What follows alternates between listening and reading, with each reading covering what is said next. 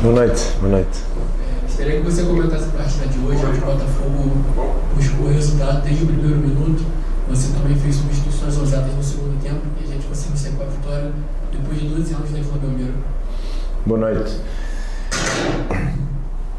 Outra vez, em primeiro lugar, acho que foram 500 torcedores que aqui estiveram, que preencheram o setor do estádio, que nos apoiaram desde o primeiro minuto, num campo muito difícil, onde o público está muito em cima e de facto cria condições difíceis para quem joga aqui, mas eles em muitos momentos equilibraram o apoio e ajudaram-nos bastante nesta vitória. Um obrigado e um abraço para eles e um abraço para quem esteve em casa também.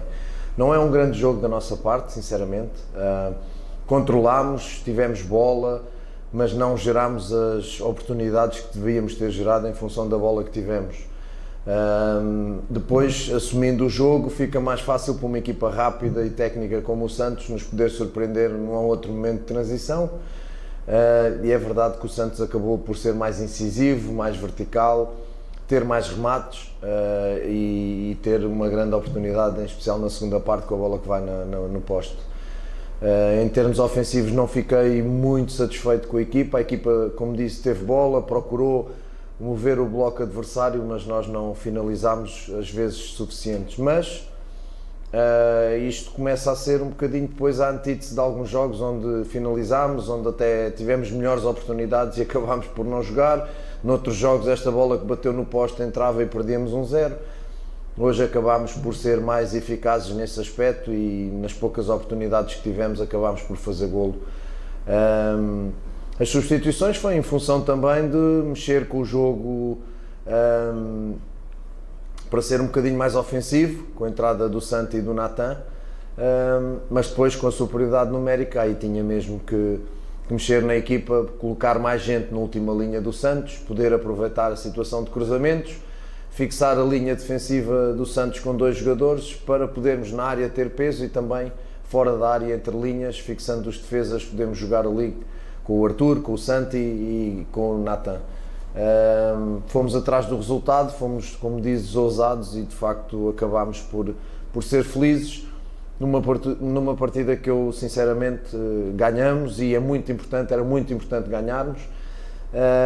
O primeiro gol fora, a primeira vitória fora, ela ia acontecer mais tarde ou mais cedo, golo em 0 novamente, sem sofrer golos.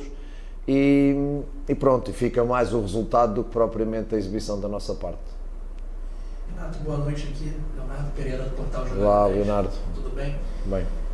Renato, você mesmo classificou esse Botafogo como uma equipe de 2 caras, quando joga no Newton Santos e quando sai para jogar de visitante. E o brasileiro é uma competição que premia muito a regularidade.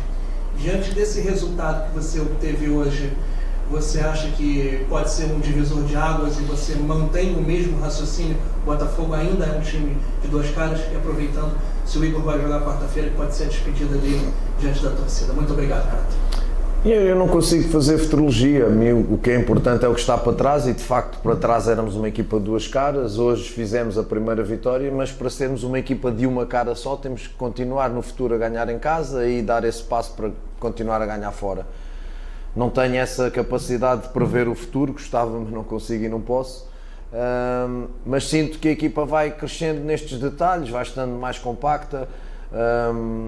Hoje ainda concedemos mais bola ao adversário do que eu queria e o Santos chegou mais vezes, apesar do perigo mais ou menos, mas não tínhamos a necessidade de sofrer tanto. No entanto, eu disse aos jogadores no pré-jogo e na preparação, na minha opinião, o Santos está numa posição da tabela que não corresponde àquilo que o Santos joga, para a qualidade individual e coletiva que o Santos tem. Então acaba por ser, e repara que o Santos, todas as derrotas que tem é para margem mínima, tal como nós. Ou é 1-0, ou é 2-1, ou é 3-2, perde sempre por 1. Compete os jogos, luta os jogos. Eu espero que sim, espero que os jogadores olhem para esta vitória, porque esta vitória tem também, vamos lá ver, um peso histórico, porque acho que são 13 anos sem ganhar aqui, 13 anos, ao 10º jogo aqui na Vila Belmiro o Botafogo ganha, parecendo que é estatístico, mas para dentro do balneário, para dentro do vestiário, isto é aquelas coisas que vão motivando, não é só ganhar com 10, é também ir quebrando estes tabus, e isto obviamente nós temos que converter em energia positiva. Mas também lhes disse, esta passagem na Libertadores com o de Chile, a vitória hoje, tem que ter sentido se nós ganharmos ao Ceará na próxima quarta-feira. Esse é o caminho e o objetivo que nós traçámos para estes 3 jogos, para subirmos na tal classificação, para nos aproximarmos, e depois o futuro a Deus pertence em relação ao brasileiro, porque depois vem o Mundial de Clubes. Boa noite, Renato. Júlia Longo, da Rádio Exclusiva da Rede Ronaldo. Olá, Júlia. Tudo bem? Você mesmo pontuou, né, que não foi um jogo tão criativo do Botafogo, e a gente vê que a maior chance, que no caso foi o gol do Arthur, foi após a expulsão do Neymar, aos 41 ali do segundo tempo. Eu queria que você falasse se você acha que a superioridade numérica do Botafogo foi o principal fator para o Botafogo conseguir sair com a vitória daqui. Obrigada e parabéns pelos 3 pontos. Obrigado. Vamos lá ver, eu entendo a sua pergunta e na lógica sim, na lógica. Só que eu na última coletiva no jogo com a UD de Chile tinha dito exatamente que o futebol não tem lógica porque nós ganhámos com 10 nesse jogo. Hoje senti que o jogo estava equilibrado e de facto a saída não é só o Santos ficar com 10, é o Santos ficar sem o Neymar também.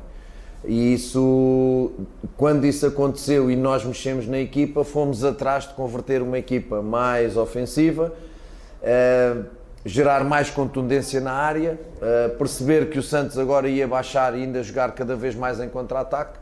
Então nós tínhamos que povoar a área para não deixar ali a linha de 4 estar tranquila. E num lance destes de fora ou num lance dentro, procurar o golo. Portanto, a vantagem numérica foi decisiva porque deu-nos um alento e uma crença muito grande. Nós também fomos atrás do resultado e acabámos por ser premiado. Nem sempre é assim, mas hoje, sinceramente, acho que a diferença numérica acabou por ser muito importante nesta vitória. Renato, boa noite, Vladimir aqui da ESPN. Vladimir, como estás? Bem, prazer falar com você novamente. Obrigado. Você na época do Del Valle. Eu queria saber com você se você assistiu ontem a final da Liga dos Campeões e o que você pode falar a respeito do PSG, que é um adversário do Botafogo no Mundial de Clubes. Olha, Vladimir, estávamos a voar para cá, não tive a oportunidade de ver o jogo, mas de facto é um resultado absolutamente anormal para o que é uma final de uma competição destas. Estou imensamente feliz pelos 3 meninos que lá tenho, com quem trabalhei, o Gonçalo Ramos, o João Neves e o Pacho, que nós lançámos no Del Valle, quando ele ainda não jogava. Fiquei de facto muito feliz, não posso esconder que torcia muito para que ganhasse o Paris Saint-Germain e fiquei muito feliz, e acho que eu, enquanto treinador e apreciador de futebol, acho que é e ainda mais dando muito peso àquilo que é um coletivo e a definição de equipa, eu acho que é uma história muito bonita deste Paris Saint-Germain, quando durante anos e anos tentou acumular jogadores muito importantes e pesados, com nome, e há esta mudança de paradigma que o Luís Campos e o Luís Henrique geraram, e ver os meninos de 19 anos fazerem golos na final da Champions, olhar para a base, olhar para contratações que ninguém conhece e olhar de facto para uma definição de equipa. E digo-te, isso é o que, enquanto treinador do Botafogo e futuro adversário, é de facto aquilo que me preocupa. Não só a qualidade deles, não só a contundência deles, a qualidade individual, mas acima de tudo, como eu já tinha dito na Sport TV durante esta semana, nós vamos encontrar no nosso grupo 2 definições claríssimas de que é uma equipa de futebol, que é o Paris Saint-Germain e é o Atlético Madrid de Simeone, que já é há muito tempo uma verdadeira equipa. Tenho muito respeito pelos coletivos, tento que a minha equipa seja coletiva, tento que a minha equipa coletiva promova as individualidades e, portanto, como eu disse, é uma montanha muito grande para subirmos, mas também, como eu já disse, alguém subiu o Everest um dia quando se pensava que era impossível e nós vamos atrás disso. Aqui, professor. Alan Santos, do BTV Esportes. Olá, Alan. Parabéns pela Obrigado. vitória. Queria que você falasse um pouco da falta que o Igor Jesus fez hoje, né, como um jogador de referência. No jogo contra a equipe da Luz, a gente viu uma aula ali de um jogador por dentro, como referência, sabe a falta que tem essa posição dentro do futebol brasileiro. Durante a partida saiu a informação dos nossos colegas do GE que ele estaria sendo vendido para uma equipe da Inglaterra, tanto ele quanto o Jair Cuiabana. Agora que seu time parece que está se acertando, você vai perdendo jogadores. Como se adaptar a isso dentro de uma temporada com Super Mundial, mata-mata de Libertadores e o Botafogo lutando ainda pelo Campeonato Brasileiro? Obrigado. Obrigado, Alan. Eu não sei, não tenho nenhuma confirmação dos meus diretores. Se isso acontecer, também é só mais um capítulo da minha vida.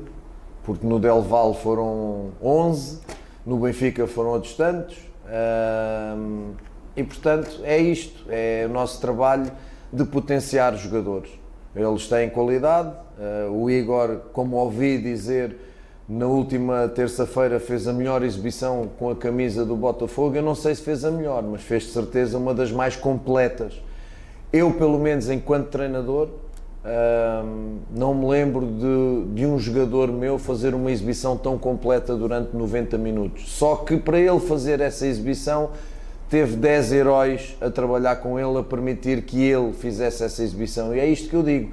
É o coletivo que potencia o Igor, e depois potencia o Teles, e depois potencia o Marlon e o Gregor e por aí fora.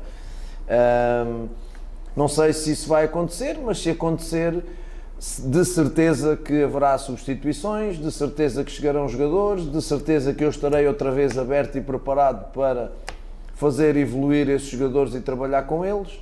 É a história da vida de um treinador, que se calhar há para aí 3 ou 4 treinadores no mundo que são só compradores e não são vendedores. Isso é aquela história de que, pronto, eu estou aqui tranquilo e é muito difícil que me venham buscar jogadores. Não é o nosso caso e, como eu digo, nunca chorei nas ausências por lesão, tal como hoje, de nenhum jogador. Entramos com 11, eu fiquei super feliz, tínhamos 11 para jogar e tivemos mais uns quantos heróis que vieram do banco e que ajudaram. E eu acho que essa é a grande vitória deste Botafogo, porque estes jogadores que vêm do banco normalmente acrescentam, agregam e melhoram a equipa. Então é um bocadinho isto. Vêm jogadores, nós estamos preparados para trabalhar com eles, uns saem, outros entram, mas desde que nós tenhamos 11 para jogar e mais 4 ou 5 para poder entrar durante o jogo, tudo tranquilo. Olá, Rodrigo.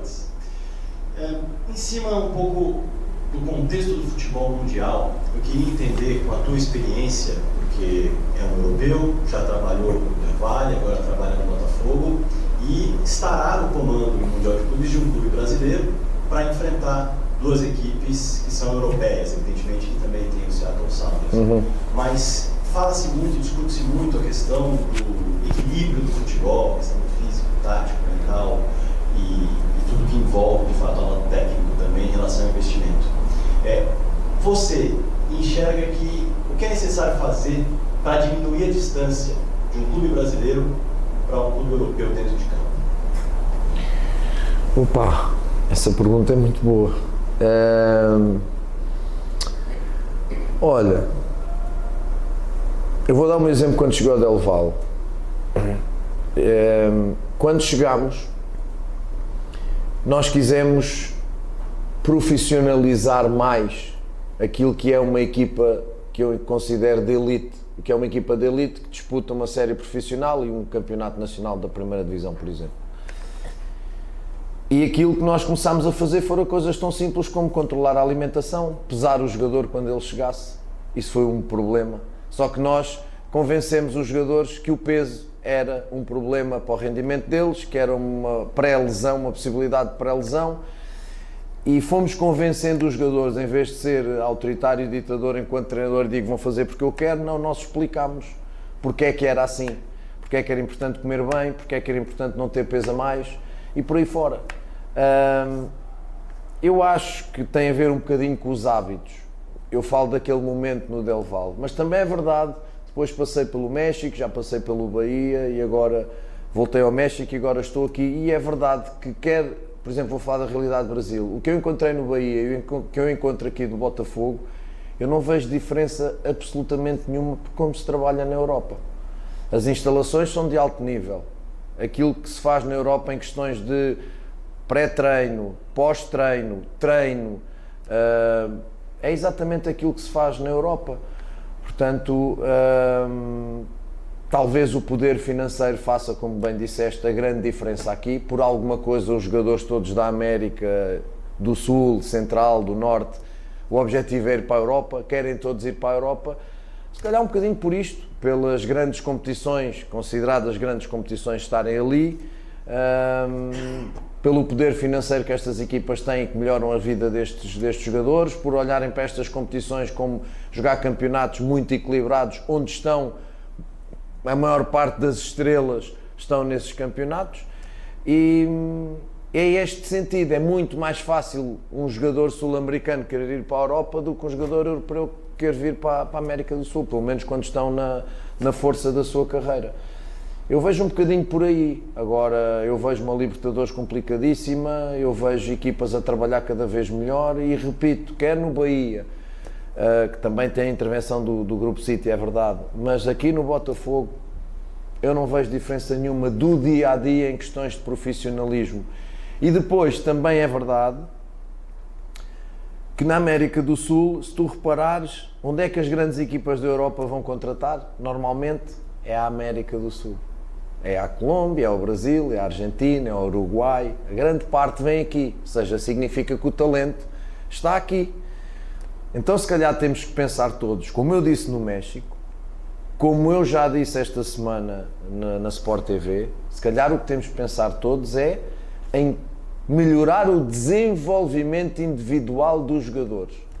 Porque muita gente disse, tu falaste que não se treina, que o jogador brasileiro não treina, mas o Palmeiras está em primeiro. Eu não falei em coletivos, eu falei no desenvolvimento do jogador individualmente.